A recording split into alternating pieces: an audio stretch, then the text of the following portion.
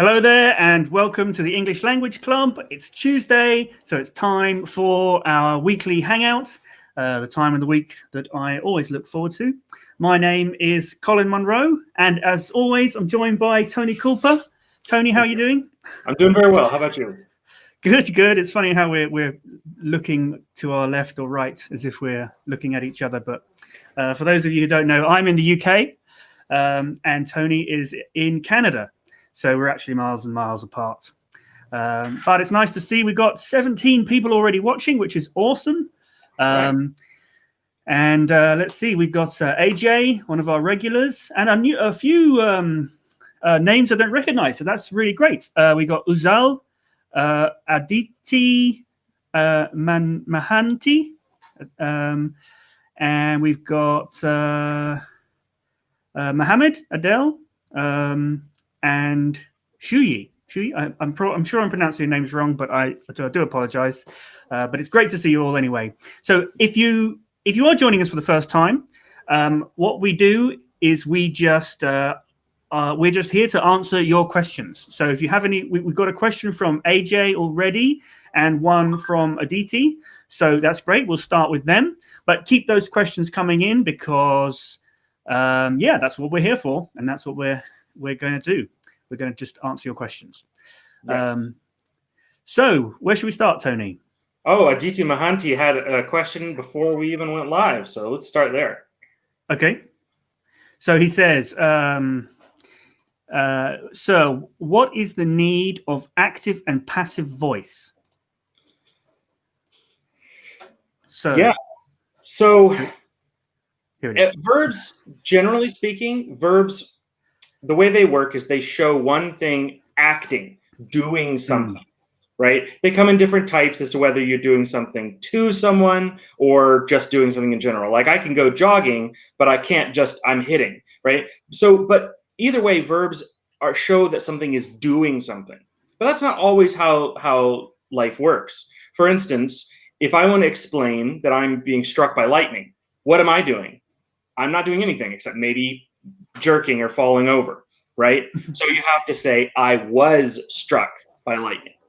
And this is actually, it seems like a real pain having these two versions of either an action, you doing it, or it happening to you, right? I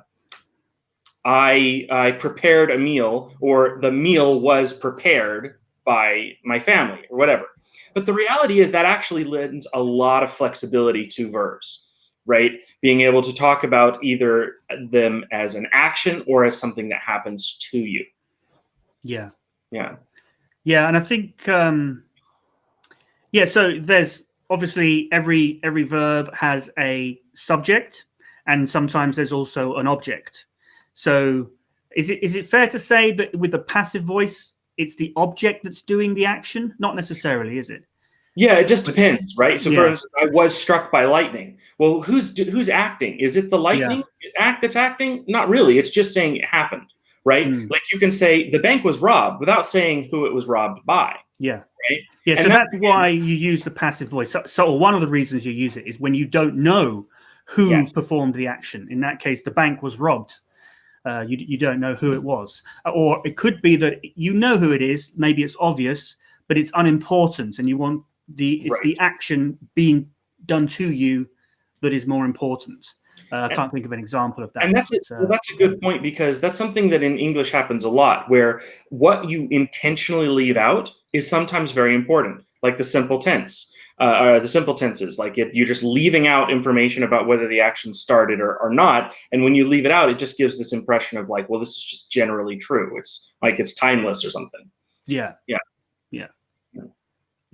Great. Well, I hope that answers the question. It is one of those kind of things that seems very complicated, but once you understand it, it's quite simple. And this is something that we're going to be talking about in the Inside English course, in the back half of it, because passive voice is not a different tense, but it works exactly the same way tense does. Namely, it works by adding a specific auxiliary verb. right? Mm-hmm. And so you can add it to any tense, you can add it to any verb. Not every verb makes sense Well, you say a specific one. Let's tell them what it is. It's the verb to be. Yeah, it's the verb to be, right? Which is the same thing that you would normally use with a continuous tense, but you can use them together because they're added in different ways, right? Yeah. Yeah. Yeah. I mean, you continuous is also uses the ing form of the main verb, whereas passive uses the same auxiliary verb, but then it uses the past participle form of the main verb. So that's how you can identify it. Yes. Yeah. So yeah, but it's interesting how it looks like a tense grammatically. I mean, in terms of the structure, it does look like a tense because it works exactly the same way. And what we get into in the course inside English is it's about how important the auxiliary verbs are and how sometimes you can have more than one, and each verb or each auxiliary verb has an effect on the following verb, whether it's an auxiliary verb or the main verb. So and that's why, and it can just join in on that in that same sort of sequence of verbs, and it has the same effect on the following verb. It's quite interesting how that happens. Muhammad Adel made us a list when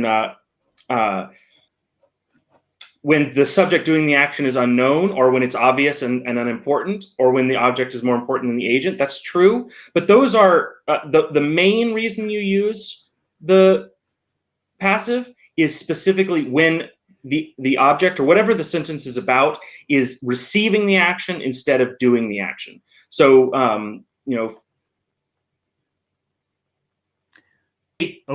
talking about myself, and I say we lost you for a second there, I think, Tony. So maybe am I still here? Can you hear me? Yeah, you're still there. Yeah, we can hear you now. But just so if the subject of the sentence is being acted on, it's receiving the action instead of doing something. That's when you use the passive. So, for instance, I would not say the lightning struck me because I'm not talking about the lightning, right? I'm talking about me.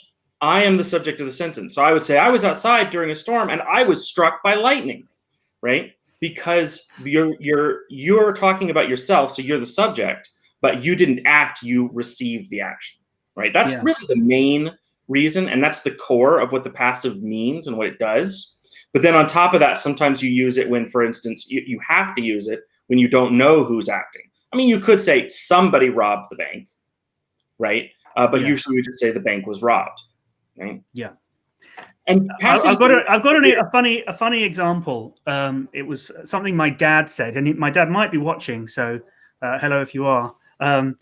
He said, I had this kitchen blender type thing, and I lent it to my parents, and my dad I said it had these like two plastic cup like attachments, and they gave it back, and it only had one. And I was like, "What happened to the other one?" And he said, "Oh, it was broken." And the truth is, he broke it. But he used the passive to take the emphasis off the fact that off of the person that did it, and onto just the fact that it happened. That's another good use of the passive when you're trying to be indirect. Remember, indirectness is polite in English. So instead of saying, my brother ran into my car, you could say, there was an accident, or I was run into, right? People will. My car was run into, yeah. Yeah, my car got run into, right? In this case, it's more of a trying not to be in trouble, right? But yeah. Great. Okay. So keep the questions coming in. We see quite a few people watching, but we haven't got so many questions. Although Taha Muhammad says English Language Club is the best to learn English. So yes, you're right. Thank you very much. So keep those questions coming in. We do have one here from Nilima, I think, who says, I'm from India. Could you kindly tell me about the necessity of linking words in spoken English? So linking words, I think you're talking about in pronunciation when words often merge together. So can you tell me about the necessity of it? To be honest, it's not something I think about too much. it's the sort of thing that I think kind of happens naturally. As we speak and we speak faster, it just kind of happens naturally. So I don't think you need to think about it too much. Obviously, it does make things a little more difficult to understand. So you just need to be aware that it happens, and so you can see, oh yeah, that's what's happening there, or here, that's what's happening there. But you don't need to understand sort of the science of it. And I'm sure that there are people who are really into phonetics who've got into the science of it, and they say, oh, this vowel and that they often merge, and it's like, yeah, okay, there's going to be lots of different rules, but I don't think they're rules you really need to memorize in order to be able to speak properly. What do you think, Tony? In fact, I would say memorizing the rules will probably make it more difficult for you to speak properly, because then you're going to be trying to analyze the situation, and that's not how your brain does language. Right? You want to learn enough of the rules to be able to start doing it yourself and listening and practicing, and your brain will get used to it as you pick it up by listening to it. Right? I think the key rule for assimilations, like how two sounds, when they're very close together, how they change, is you change it to make it softer or easier to say. Harsh sounds get softer, and sounds that don't go together, sometimes one of them is dropped. Right? That's the only like general basic rule. Everything else is just listening and getting used to the examples. Now, I do want to ask, just in case we're misunderstanding your question, are you talking about linking words as in conjunctions, like and, or, then, that kind of stuff? Just in case, let us know if that was what you really were talking about. But in terms of spoken English, how words together, like what we've had some examples people have talked about, right? Like wouldn't it? People don't generally pronounce the T in wouldn't. It's just wouldn't it, right? Yeah. And the common ones, gonna, shoulda, coulda, woulda. Shoulda, coulda, woulda. Yeah. Yeah. Okay. Sure. Yeah. So I hope that's answered the question. But yeah, let us know if you were referring to something else. Okay. Now Aditi's got an interesting question here. Why are some people afraid of public speaking, especially in the English language? Well, if it's not their first language, then obviously people are going to be a little shy of making mistakes publicly. But yeah, I mean, you're right that you mustn't be afraid of making mistakes, and I've had students who definitely hold themselves back because they're afraid of making mistakes. They're afraid of just speaking and making mistakes. But when you are learning English, making mistakes is fine, and that's actually how you learn, especially if you're in a class situation where you know that somebody is going to correct you. Then it's good to make mistakes. But public speaking is nerve-wracking for anyone. I think if you're never afraid of public speaking, you never get even a little bit nervous, then I think you're the one who's more unusual than the people who are afraid of public speaking. Even me doing these live streams, I mean, I've got used to it. But it was a long time before I was fully comfortable doing it. I mean, I did my first live stream actually on Facebook several years ago, and not many people watched. I know. In fact, I don't think anyone watched. It's probably still there. You can go and find it. But I was really running out of things to say. Because I was again relying on people's comments to respond to, and just didn't get any.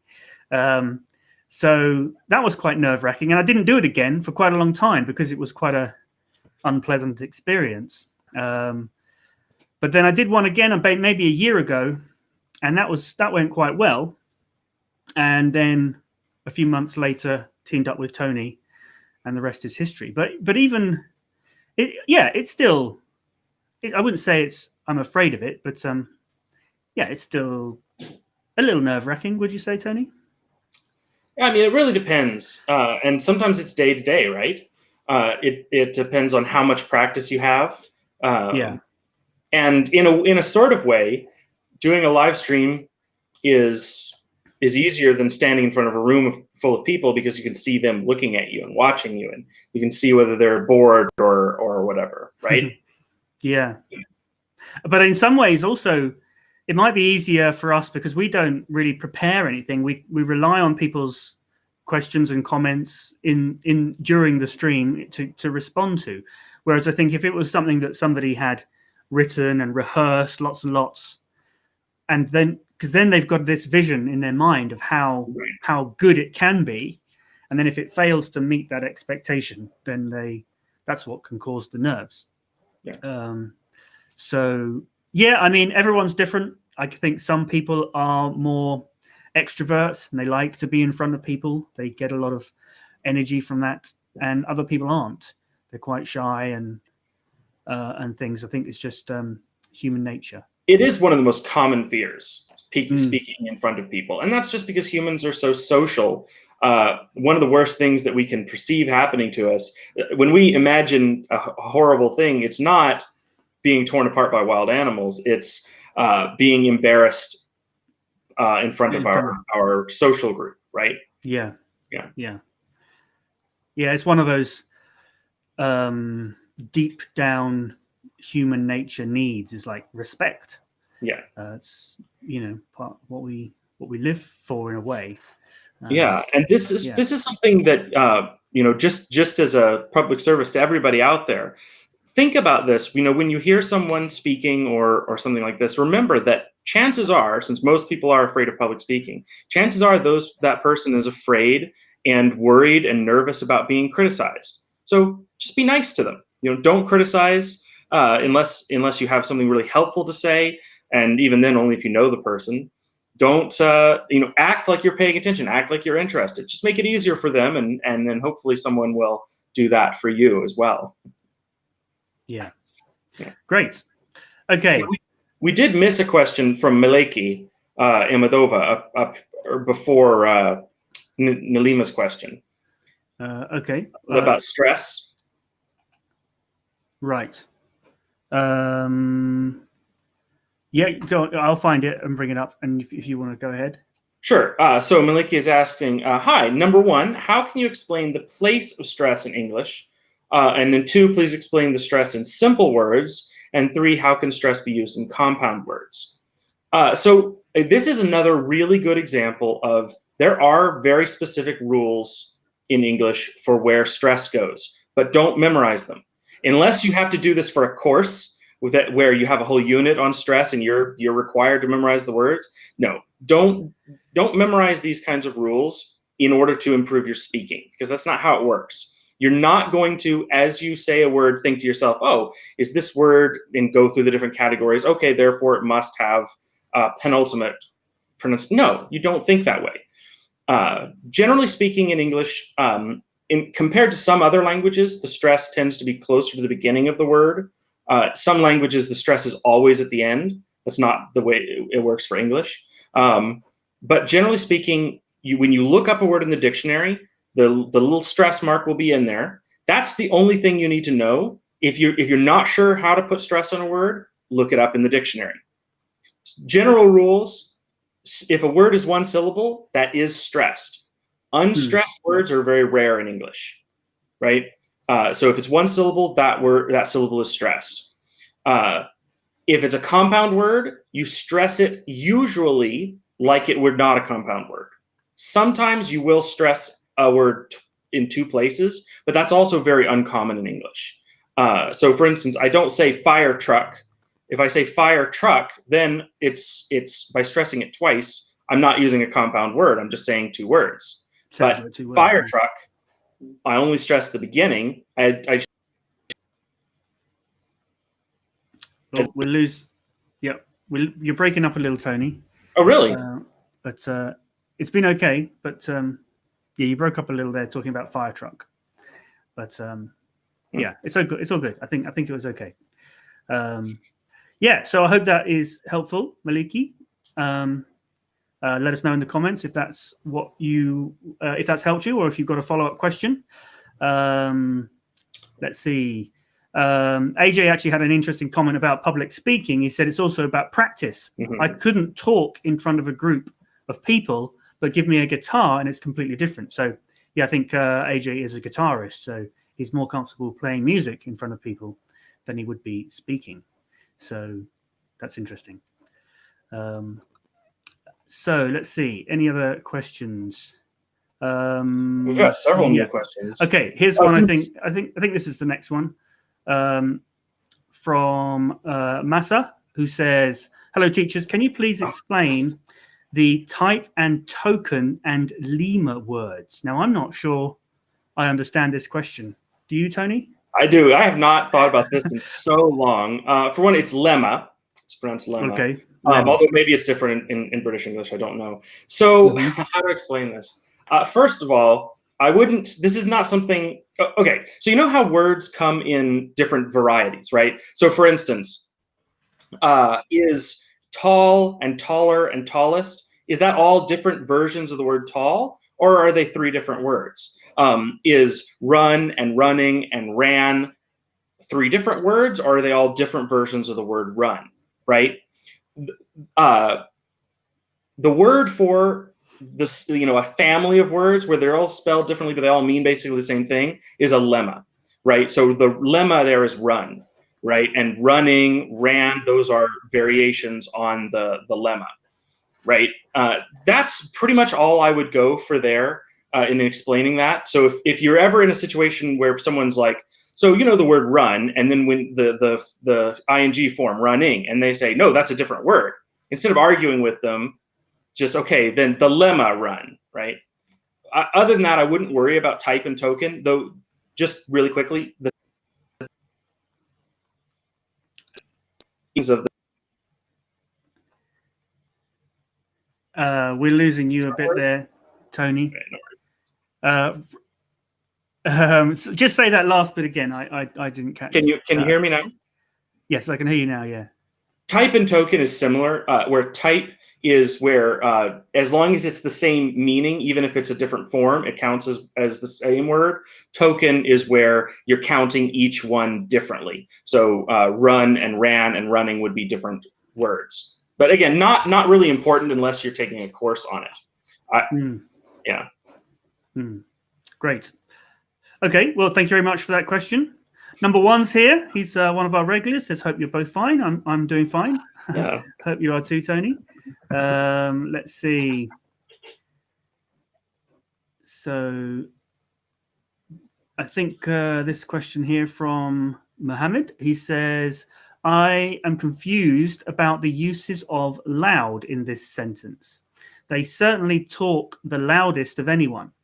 The loudest in this sentence is an adverb, but why we don't say most loudly?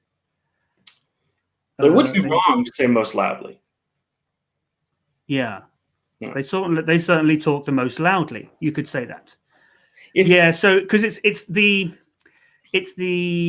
superlative. No, the superlative.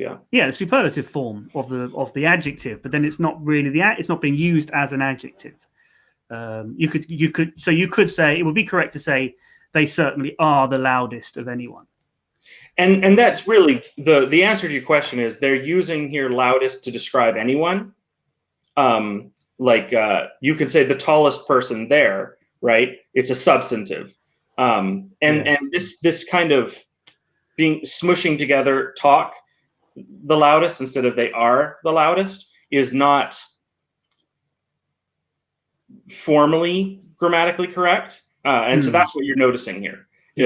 But this is not that uncommon for people to switch halfway in a sentence between using a verb that would go with an adjective or an adverb, and then instead using an adjective and finishing the sentence as if they had been using a different verb the whole time. In conversation, you'll see this very often.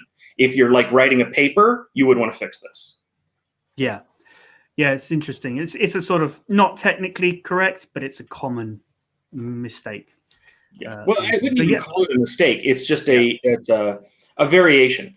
There's more overlap between adverbs and adjectives than anybody who's trying to make a list of rules would ever do. A good example is well and good.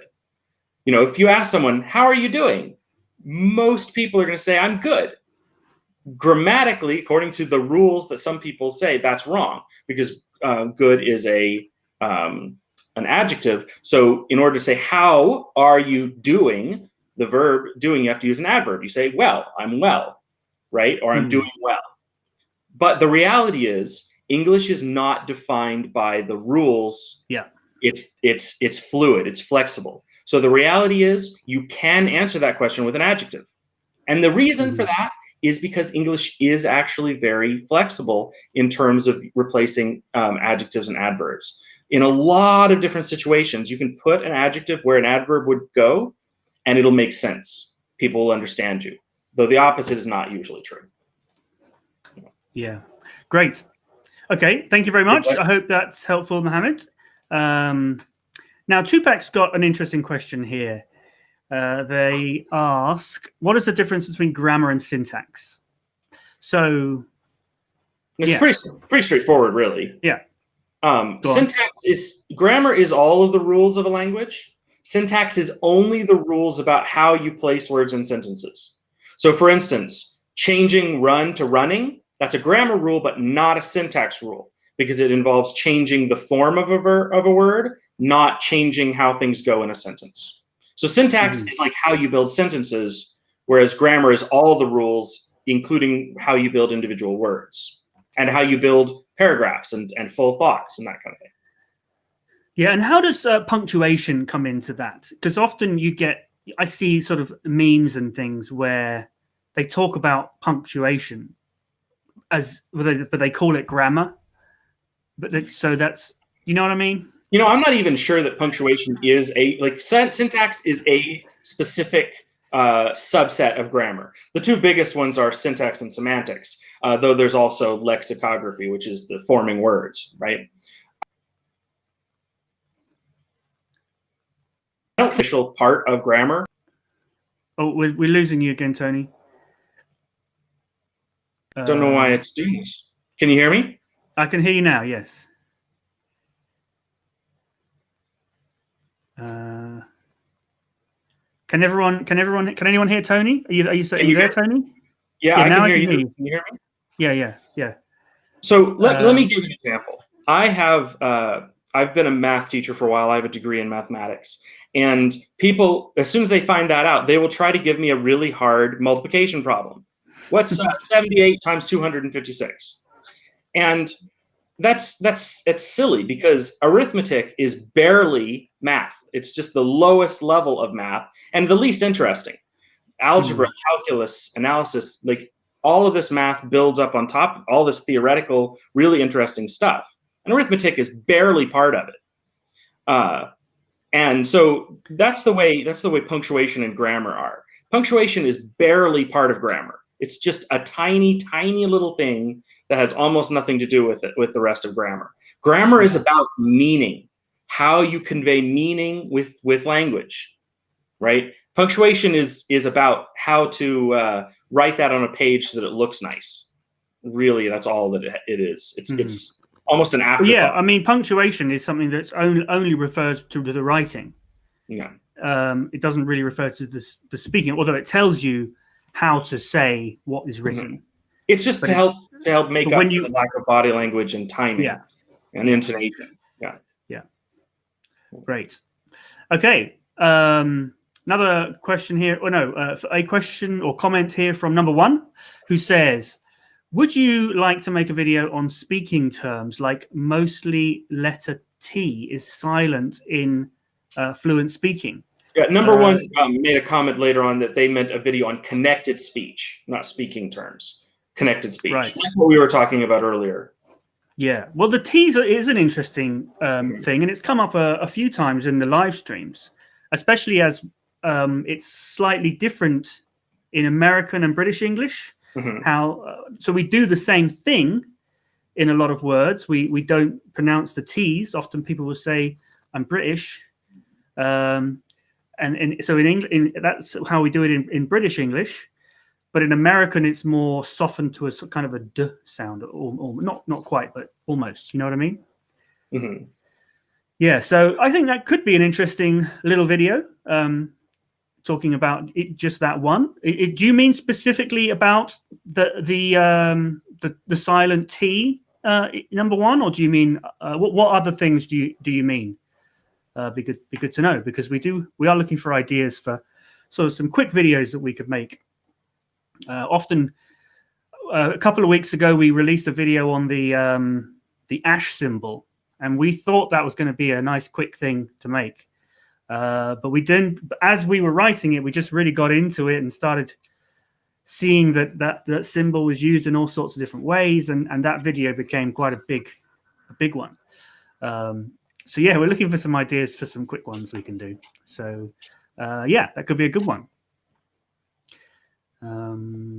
Okay, now here's a comment. I'm not sure how to pronounce that name. Perhaps you will, Tony. This is Daniel. Yeah. Daniel. Ah, yes. Yeah. Hello. Finally, I have my exams passed, but I also have my university classes already started. It's real luck for me. I can join you right now. Okay, great. So yeah, congratulations on passing your exam, and yeah, good luck with the university. And yeah, like we said, really glad to have you. Really glad to be of help. Tell your friends. We are here every Tuesday. We've been doing this now for months, 7 or 8 months, I think it is now, maybe more. So yeah. So tell your friends, we'll be glad to help them too. Yeah. Okay. Let's see. Here's one. Nilma says, could you give me any advice about how one can improve vocabulary? So we've talked about this a few times in the past. One of the best tips is what Susanta does. Oh, I don't think Susanta's with us today, but no. Susanta is who often, watches the news or whatever, and she's obviously writing down words and phrases that she doesn't understand, and then she comes and asks us questions in the live stream. So that's one thing you can do. I mean, obviously, you don't have to ask us. You don't have to wait till Tuesday. You can look them up in a dictionary. But I think that act of paying attention to the words that you don't understand, and then making the effort to go and find out what they do mean is really important. You can't expect to just be completely passive and have it and just absorb things 100% naturally. You have to be inquisitive and active in that goal of improving vocabulary. Any other tips or anything else to add to that, Tony? Well, one thing that I brought up not too long ago is if you're reading something on the internet, an article, or if you're reading something on an e-reader or on your phone, you can usually really easily tap the word. And for instance, if it's in Chrome, if you right click on any word and say Google it, right, it will Google the word for you. And so you can really quickly find out what a word that you don't know is. And like Colin said, the way that you learn new words is by hearing or seeing them when you're listening or reading, finding out what they mean, and then usually you forget, but the next time you're reminded, and again and again and again until you know it. People's vocabulary is directly related to how much they read. Mm-hmm. Yep. So speaking of vocabulary, Aditi's got a word here. I'm not sure. Now, look, this is not a word that is going to come up in everyday speech. In fact, I think this is the first time I've ever seen it. I did just quickly Google it to check that it is an actual word.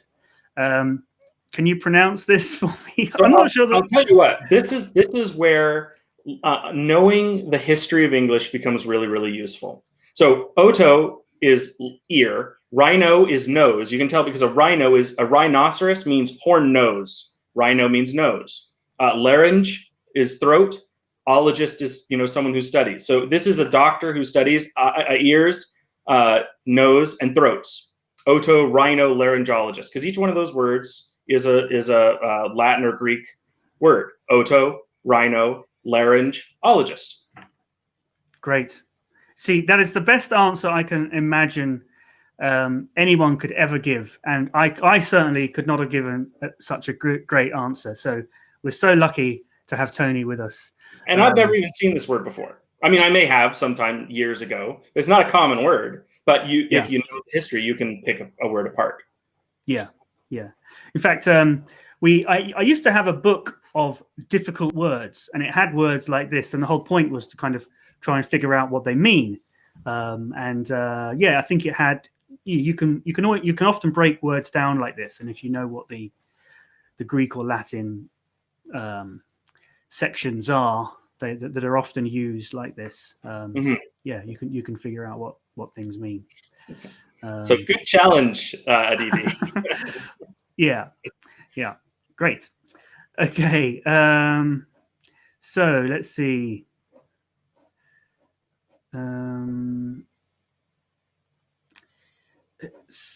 Just a quick comment here. So Nalima says, "Sir, do you take every day this kind of class?" No, we do this every Tuesday. However, so this time every week on a Tuesday, we do this live stream.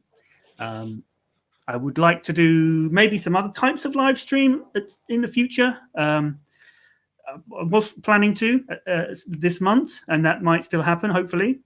But we also do a Zoom class every Wednesday, so that's tomorrow, for members of the channel.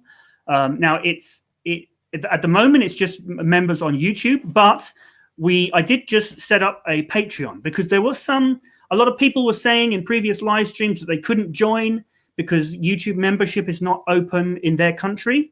So we have set up Patreon as well. And I've got a thing here. So join the club, patreon.com/learnenglish. If you go there, you should be able to join. And for the month of January, we're opening up the live streams to every level. In the future, it's going to be the higher levels only.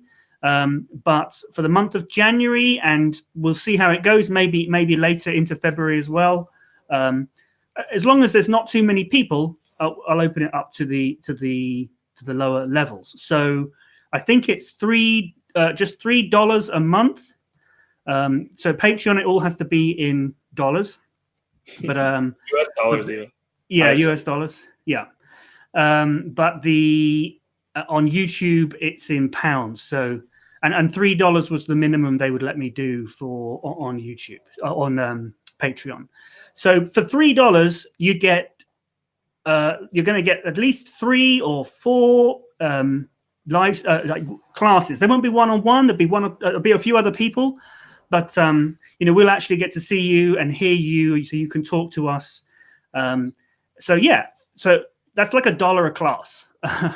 So that's super cheap, super good deal there if you want to do that. And we're doing it weekly. For now, it may be that in the future it's going to be only monthly. But as we're sort of launching it, we're doing it a bit more regularly and opening it up to the lower levels. So join that, and I'll see you tomorrow. Okay. Any other questions? Let's see. So Jack Mega asked a question that then Aditi helped him answer. Okay. Maybe I'm already, just above Nalima's earlier comment about the live class. So Jack's question was, are there any tips to speak pronunciation clearly? And Aditi Mahanti answered, you can use the IPA to pronounce words fluently. So this is an amazing tool, and it's right here on English Language Club. Colin has, over the years, put a lot of effort into making videos on each of the sounds that's used in English, right? Using the IPA symbols. Because you can usually, when you look up a word's pronunciation, oftentimes it will come up in IPA symbols, which you don't necessarily recognize. And that's okay. You don't have to learn IPA in order to learn how a word is pronounced. It's usually a specific part of the word, like a specific sound that you're having trouble with, right? Yeah. So identify what sounds you have trouble with, and then go look those sounds up on the IPA chart. So we have an app, the English Language Club app. What's it called again, Colin? The link is in the description, I think. Yes, the link is in the description, and it's on. So it's only on Android. But if the easiest thing is just follow the link in the description. Right. You could search in the App Store for something like. Every time I search, I search. If you search for English Language Club, you'll find it. So. Yeah. So there's the app. There's also a video that has all of the different sounds. But then once you figured out what sound it is that you struggle with, find the actual video that Colin made on that sound, and it'll have talking about how to form the sound, example words to practice with, and then just really practice that word until you get it right, or that sound, right? And eventually you'll deal with all the problem sounds that you have. But you've got to think not just about making that sound. If you're thinking, I got to make that sound, but you're making it wrong, that's not going to help. What you need to do is you've got to think physically, how is that sound being made in my mouth and throat? And so if it's coming out wrong, then you're doing something wrong physically, and you've got to think about doing that differently. So because a lot of this is the problem.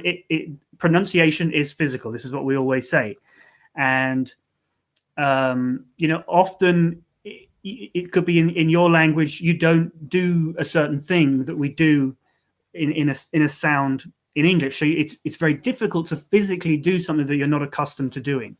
For example, words or sounds like th and th.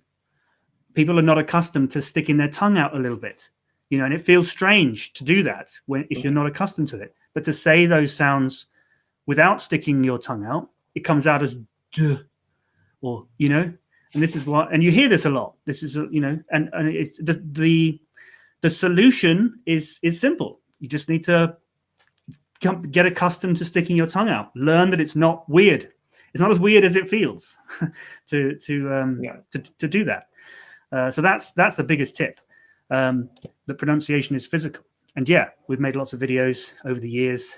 They're all there. There's the app.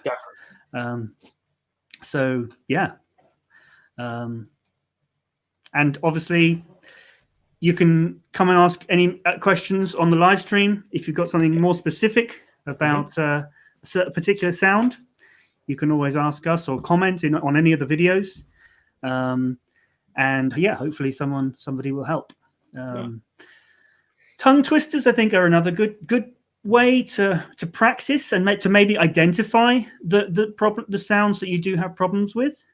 Although sometimes it's easier if you've got someone to listen to you. If you're working with a teacher, then using tongue twisters to identify those problems. I've worked with students in the past where they didn't even know they had a problem with a certain sound. But it's only when we read through some tongue twisters that we identified those issues. So so Jack says, where can I find the IPA? All our video.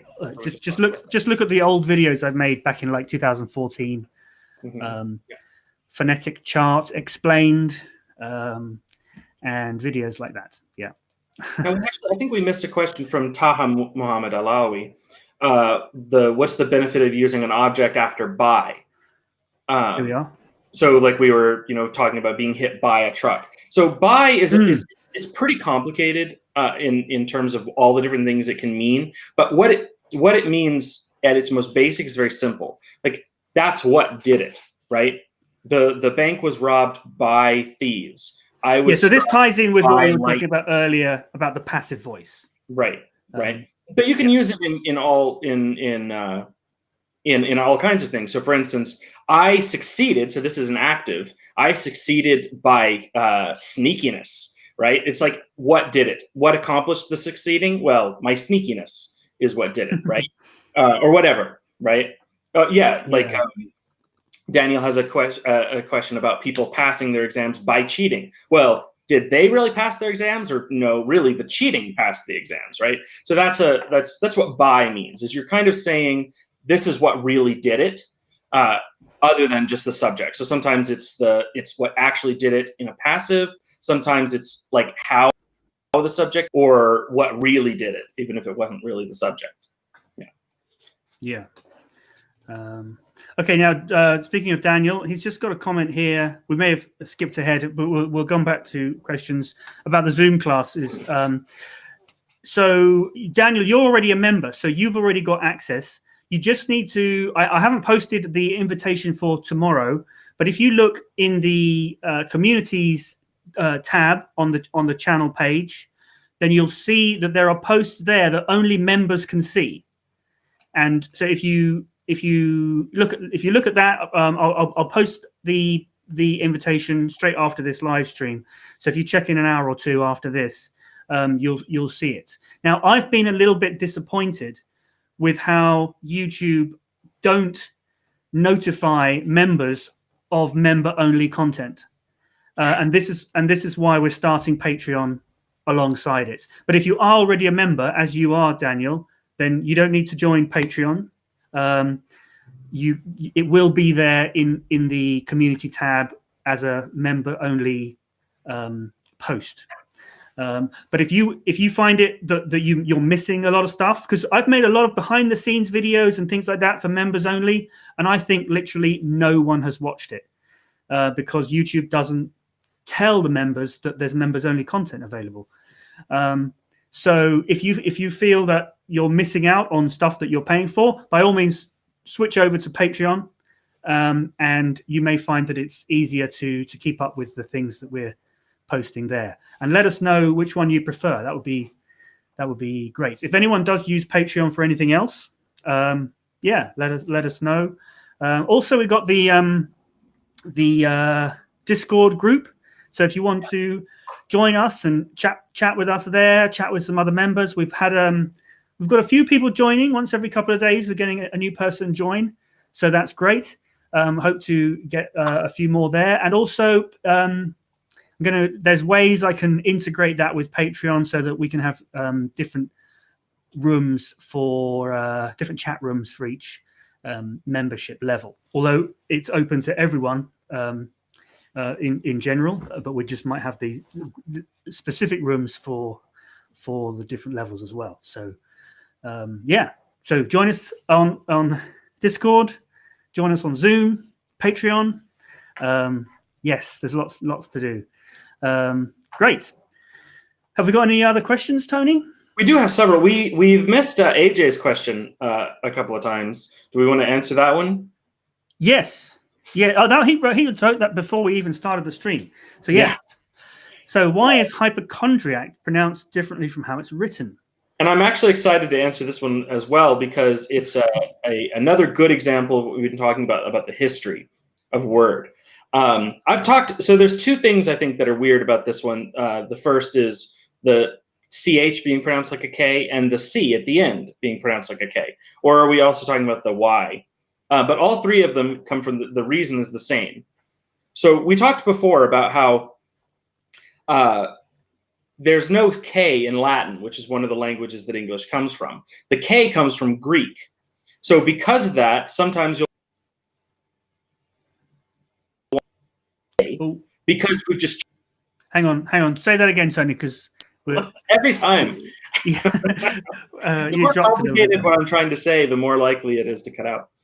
So sometimes because there was no K in Latin, when they were writing a Greek word in Latin, they would sometimes use a C instead of a K, especially if they thought it looked nicer. So for instance, at the end of a word here, the C is written instead of a K because they didn't like the way a K looked at the end of a word, right? Now, so we can tell this word comes from Latin, from Greek.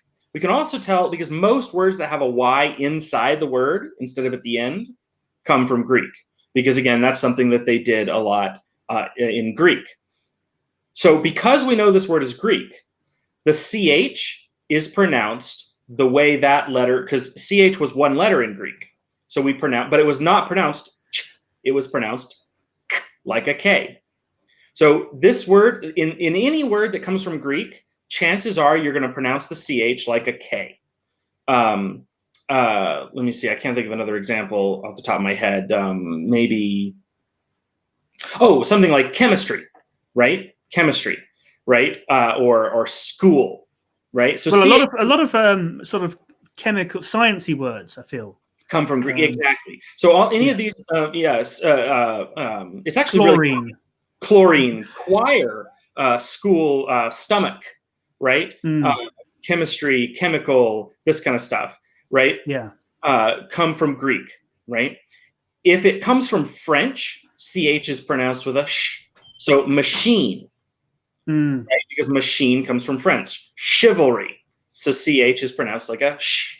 If it comes from Italian, it's also pronounced with a k. So that's why zucchini, right, is pronounced with a k sound, right? So ch in Old English or German words is pronounced with a ch sound, right? Like a chip, like chips or chunky or whatever. But actually, the ch is very flexible depending on what language it came from. If it came out of French, it's sh. If it came out of Greek, it's k, right? Yeah. So all of these words carry their history with them in really, really interesting ways. Yeah. To me. Yeah, no, it is interesting. Yeah, and like I said, we're really lucky to have you here because you know so much about this, so much more than I do, anyway. But so basically, what you're saying is when people complain about how English is very inconsistent with its pronunciation and things, it's not our fault. It's everyone else's fault for giving us these words that we use that are pronounced in different ways. English is like the Katamari ball. It just absorbs things into itself and gets bigger, right? And that's what it does. So it borrows all of these things from the different languages. It's pretty crazy that that Greek is still influencing English from thousands of years ago. Okay, I just want to read this comment by Lord EXE. Who says, I have a big national spell bee test on the 17th, and even vowels and pronunciation key as a portion. So I'm pretty nervous and frightened. Well, yeah, I mean, good luck with that. I mean, it's great that you're putting yourself out there and trying that kind of thing. So, and yeah, I guess this sort of ties in with what we were saying about public speaking. Especially something like a spelling bee where you really you can prepare to an extent, but you don't know what words they're going to give you, and you're really you're exposing yourself, making yourself vulnerable. So I think it's a great exercise, and it's really going to help you later in life as well, to have gone through that experience. So well done, and good luck. And no matter what the outcome is, I think it's the kind of thing that is going to make you stronger and help you to learn in the future. So yeah, let us know how it goes. I hope you will join us again in the future. Okay, let's see. Jack has a comment here. So I have another question. What should I do to make a storytelling and retell a story? So the question, how to be a better storyteller, or how to? I think so. Yeah. Or even like to retell a story. So yeah, to give anecdotes and things. What's a good any good tips on that? The key thing to remember when you're telling a story is remember that communication is about more than your words. It's about your tone of voice. It's about your facial expression, your hand motions, your body language. But it's also about things in how you say, the tone, your what voice. You broke up a little bit there.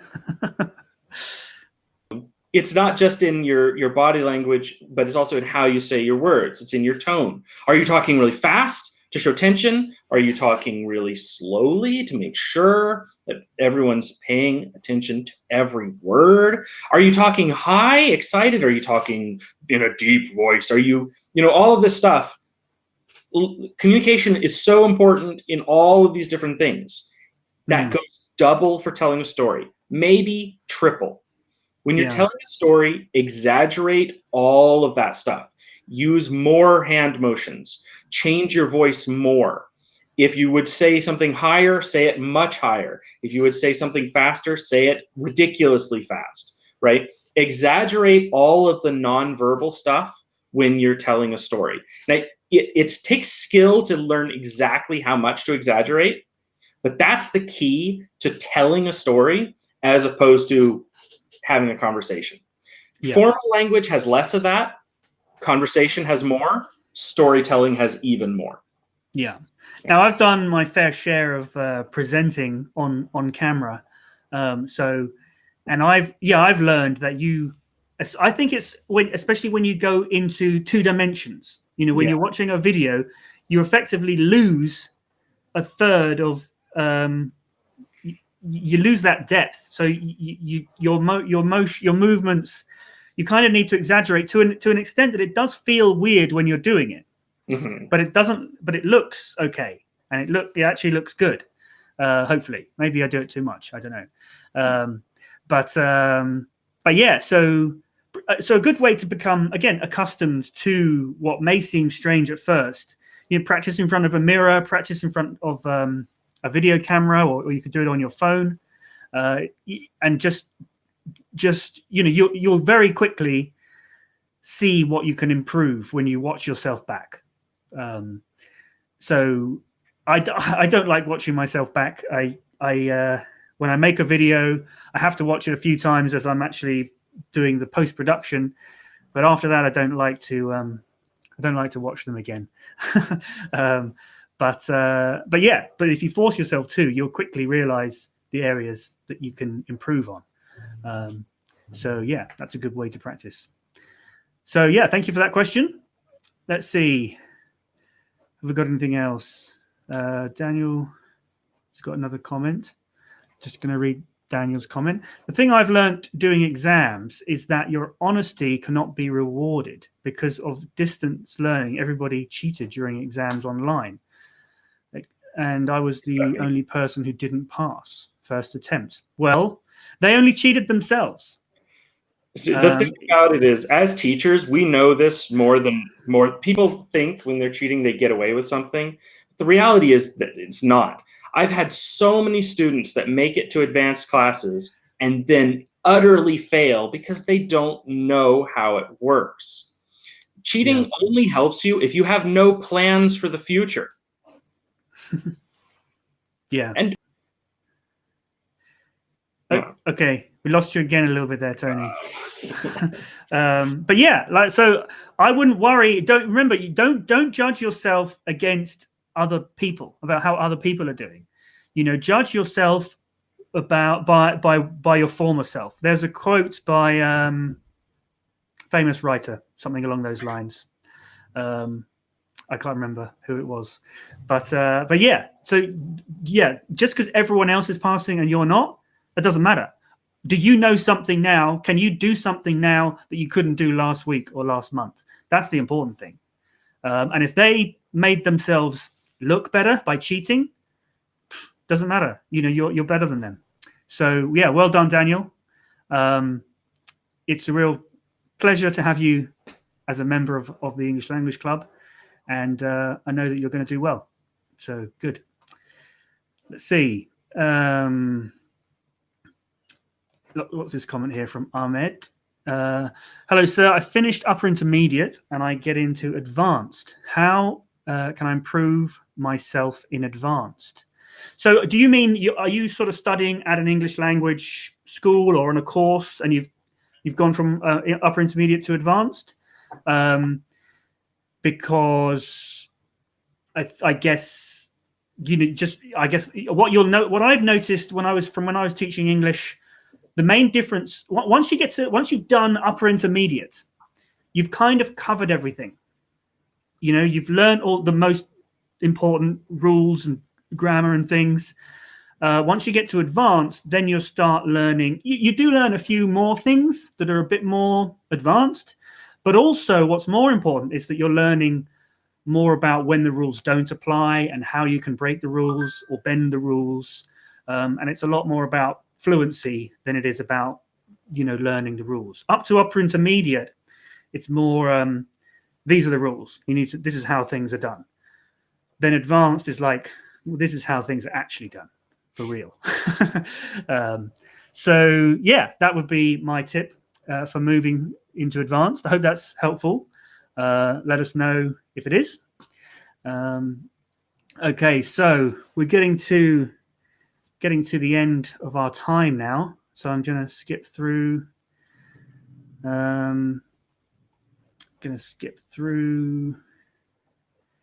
See if there's any other good comments to finish with. Gaurav has got a question, just a quick one. How to make vocabulary strong? Well, we talked earlier about some tips for improving vocabulary, but then you also ask how to become fluent in English. These are very general questions. I mean, the best answer is keep trying. I mean, you're in the right place. The fact that you're watching this live stream, that means you're doing the right thing. If you're gonna get more from us though if you can ask us more specific questions. So yeah, we'll be here next week. So if you've got any more specific questions, that's what we're here for. Also, you can join us in Zoom tomorrow if you are a member, or if you head on over to Patreon. I'll bring up the thing there. Yeah, so patreon.com/learnenglish. If you become one of our first Patreons, you'll get to join us in Zoom every week for the next few weeks, although that will be monthly later on. So yeah, I really hope to see some of you tomorrow. Anything else to add, Tony? Yeah, no. No? Okay. Well, thank you very much for joining us, and we'll see you next week.